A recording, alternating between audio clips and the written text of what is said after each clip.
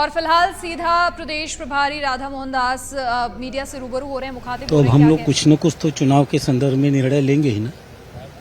उसी दृष्टि से सभी वरिष्ठ राजस्थान के वरिष्ठ नेताओं के साथ एक औपचारिक रूप से बातचीत करने के लिए हम लोग आए हैं। क्या उपचुनाव को लेकर भी किसी तरह से घोषणा हो सकती है? दावेदारों के नाम फाइनल हो सकते हैं या फिर आचार संहिता? नहीं, हमारे यहाँ ये सब सिस्टम नहीं होता। हमारे यहाँ कोई भी नाम लोकल स्तर पे घोषित नहीं किए जाते। हम लोग एक टीम बनाते हैं, एक सूची बनाते हैं, ऐसे जो प्रमुख लोग हो सकते हैं, फिर उनकी सूची हमारी राष्ट्रीय इकाई को दी जाती है। हमारे यहाँ ये सारे फैसले किसी एक व्यक्ति के द्वारा नहीं लिए जाते, सिस्टम के द्वारा लोकतांत्रिक पद्धति से लिए जाते हैं।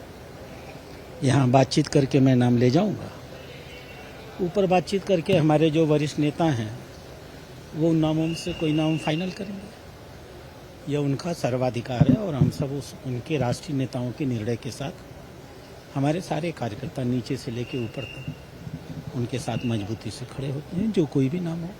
हरियाणा के नतीजों के बाद बीजेपी का जोश आई है और उम्मीद नहीं, हरियाणा का नतीजा तो आना ही था। आप लोग क्यों मान रहे थे कि हरियाणा का नतीजा खराब होने वाला है? मुझे तो इसकी कोई जानकारी नहीं। हम लोग पहले से ही सुनिश्चित थे कि हरियाणा का नतीजा बहुत अच्छा आएगा। ये स्वाभाविक है, कार्यकर्ता जब जीत मिलती है तो उत्साहित होता ही है।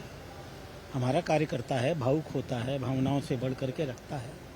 राजनीति के बदले में कुछ पाता थोड़ी है, सेवा करता है, मेवा कहाँ उसको मिलता है।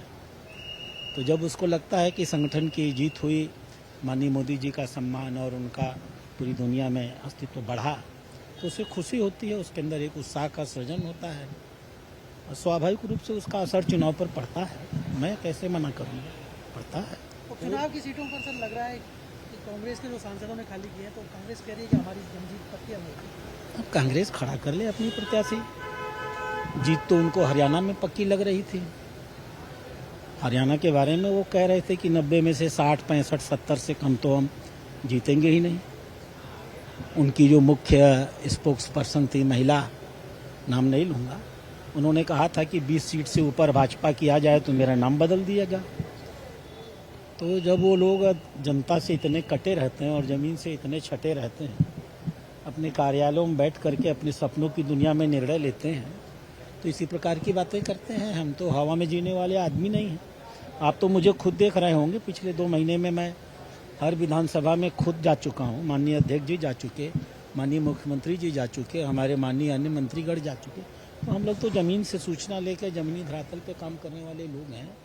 उनके कहने से जनता थोड़ी चलती है। जनता सीएम कहते हैं कि सर्कस चल रही है राजस्थान में, सरकार नहीं, और जो मंत्री इस्तीफा दे देते हैं, लेते नहीं है, काम नहीं करते। पूर्व सीएम इसी योग्य होते तो जब इतनी ऐतिहासिक तरीके से चुनाव हार रहे थे तो उसी का मूल्यांकन कर लिए होते। अभी तो वो ये भी नहीं बता पाए हैं कि 2023 में इतनी ऐतिहासिक हार उनको मिली क्यों थी। पहले उसका स्पष्टीकरण दे दें और जनता के सामने तय कर दें कि अपने नाते हारे हैं या पायलट के नाते हारे हैं, डोटावास के नाते हारे हैं, या राहुल गांधी के नाते हारे हैं, या कार्यकर्ता नाराज थे इसलिए हारे हैं। उस पर टिप्पणी करें तो हम लोग को थोड़ा अच्छा भी लगे। इस्तीफे में भी कुछ फैसला हो पाएगा?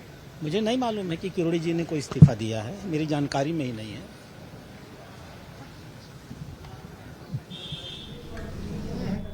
तो जयपुर पहुंचे भाजपा प्रदेश प्रभारी राधा मोहन दास अग्रवाल और मीडिया से मुखातिब हुए। जयपुर एयरपोर्ट पर कार्यकर्ताओं ने उनका स्वागत किया।